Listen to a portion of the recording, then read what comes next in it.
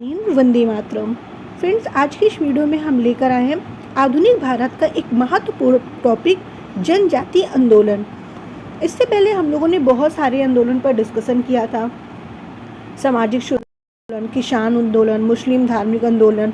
तो आज की इस वीडियो में हम बात करेंगे जनजाति आंदोलन के बारे में, जो काफ़ी इम्पोर्टेंट है, जिसमें हम लोग पहाड़ी विद्रोह, चुहार विद्रोह, भील विद्रोह, फैराजी विद्रोह, मुंडा विद्रोह, कोल विद्रोह और कूका विद्रोह के बारे में भी अध्ययन करेंगे।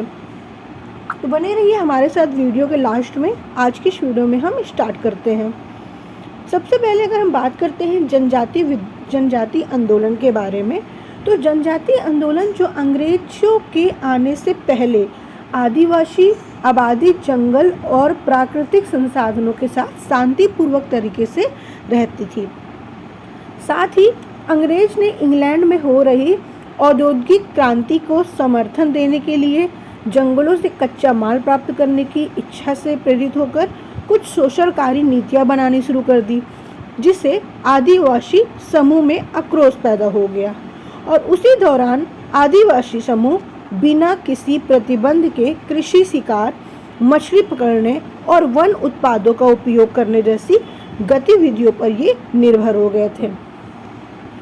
उसके पश्चात आदिवासियों का अपना कानून हुआ करता था, लेकिन अंग्रेजी राज्य विस्तार के पश्चात उनके व्यक्तिगत कानूनों में मुस्लिम एवं प्रशासन का हस्तक्षेप होने लगा, जिसके कारण से वे बहुत ज़्यादा दुखी होने लगे थे। अब यहाँ पर इसी वजह से आदिवासी जिनके पास पहले ज़मीन थी, उनकी अपनी ज़मीन पर भूमिहीन और बंधुओं मजदूरों की स्थिति तक सिमट गई थी। उसके साथ प्राकृतिक संसाधनों और वन उत्पादों के उपयोग पर कई सारी सीमाएं रखी गई और खेती को स्थानांतरित करने जैसी प्रथाओं पर प्रतिबंध लगा दिया गया। इससे आदिवासियों की प्रति व्यक्ति आग में सिमट गए। उसके पश्चात देखा गया कि जो आदिवासी बाहरी लोगों को, जिसे हम दीगू के नाम से जानते हैं, तो आदिवासी बाहरी लोगों को दीगू कहते थे, जिसका तात्पर्य था उन लोगों से जो उन्हें परेशान करते थे, जैसे महाजन, ठेकेदार, जमींदार, अधिकारी, ये सब जो परेशान करते थे, उन्हें आदिवासी बाहरी लोगों को नाम देकर उन्हें एक नाम दिया, दीगू। इसके अलावा आदिवासियों की सदियों पुरानी धार्मिक प्रथाओं को भी कम करके ईसाई मिशनरियों के ईसाई धर्म के प्रसार के प्रयासों से अंग्रेजों ने प्रति उनकी नाराजगी और ज़्यादा बढ़ा दी थी।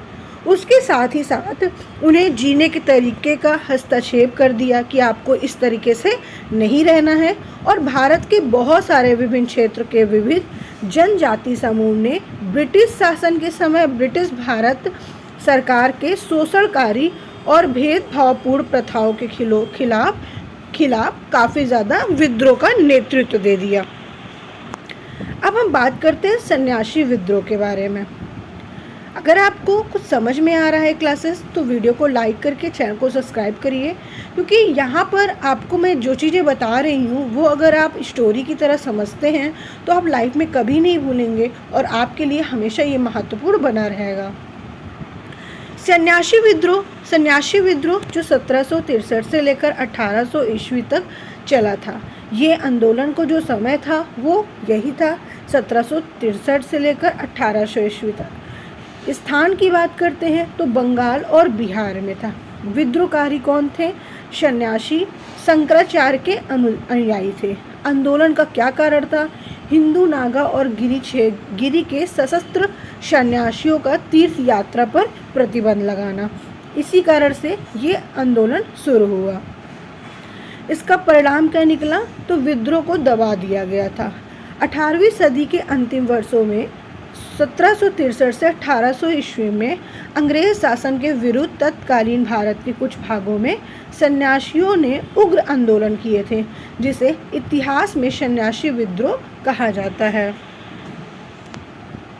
उसके अलावा अगर हम बात करें यहाँ पर आगे, अगर हम बात करें तो यह आंदोलन उस समय ब्रिटिश भारत के बंगाल और बिहार प्रांत में हुआ था। बंकिम चंद्र चटर्जी द्वारा 1882 में उनके द्वारा रचित उपन्यास आनंद मठ में सन्यासी विद्रोह का उल्लेख किया गया था। और सन्यासी विद्रोह का प्रमुख जो कारण है वो हिंदू, नागा और गिरी के सशस्त्र सन्यासियों का तीर्थ यात्रा पर प्रतिबंध लगाना। इन सन्यासियों में अधिकतर आदि शंकराचार्य के अनुयायी हुआ करते थे और साथ ही साथ सन्यासी विद्रोह को खत्म के लिए बंगाल के जो गवर्नर जनरल थे, जिन्हें वारेन हेस्टिंग्स के नाम से जाना जाता है, ये कठोर कदम उठाए और अंग्रेजों तर 1820 तक सन्यासी विद्रोह का दमन भी किया गया था। अब बात किया जा रहा है पहाड़ी विद्रोह की। पहाड़ी विद्रोह की अगर हम बात करते हैं यहाँ पर, तो पहाड़ी विद्रोह जो 1779 ईस्वी में चला था, अंग्रेजी हुकूमत के खिलाफ भारत की आज़ादी के आंदोलन में तिलका मांझी को विद्रोही का दर्जा प्राप्त हुआ था, जिन्होंने ईस्ट इंडिया कंपनी के बिहार, बंगाल और उड़ीसा में अपना वसूली पर जमीन पर कब्जे के खिलाफ पहाड़ियों आदिवासियों के आंदोलन का नेतृत्व प्राप्त किया था। उसके अलावा तिलका मांझी ने 1780 से 85 के मध्य ब्रिटिश हुकूमत के ऊपर लगातार हमले करने शुरू कर दिए थे और इसके लिए आदिवासियों और अन्य लोगों को एकजुट करना शुरू किया था। साल के पेड़ की छाल में गांठ बांधकर गांव-गांव आदिवासियों को एकजुट होने का निमंत्रण भेजा जाता था। तो ये हुआ आपका पहाड़ी विद्रोह। उसके अलावा भगलपुर यानी कि तिलका मांझी ने भगलपुर के प्रथम कलेक्टर अगस्टस क्लीवलैंड को 1784 में तीर एवं धनुष से जख्मी कर दिया था, जिसकी मृत्यु हो गई थी और इसी कारण से इन्हें गिरफ्तार भी किया गया था 1785 में। यानी कि 1784 में इन्होंने धनुष के द्वारा जख्मी किया और 1785 में भगलपुर के बीच में चौराहे पर बरगद के पेड़ पर लटका कर इन्हें फांसी भी दे दिया गया था, ठीक है, गिरफ्तार के पश्चात। तो ये हुआ आपका पहाड़ी विद्रोह। कब चला? 1789 ईस्वी में चला। तो आज की इस वीडियो में आप लोगों ने देखा कि हम लोगों ने जनजातीय आंदोलन पर डिस्कशन किया, जहाँ पर पहाड़ी विद्रोह के बारे में पढ़ा और उसके अलावा यहाँ पर सन्यासी विद्रोह के बारे में भी अध्ययन किया। नेक्स्ट वीडियो में हम आपको आगे बताएंगे और भी विद्रोह के बारे में। तब तक के लिए बने रहिए हमारे साथ त्रिशांत एकेडमी हिस्ट्री पर।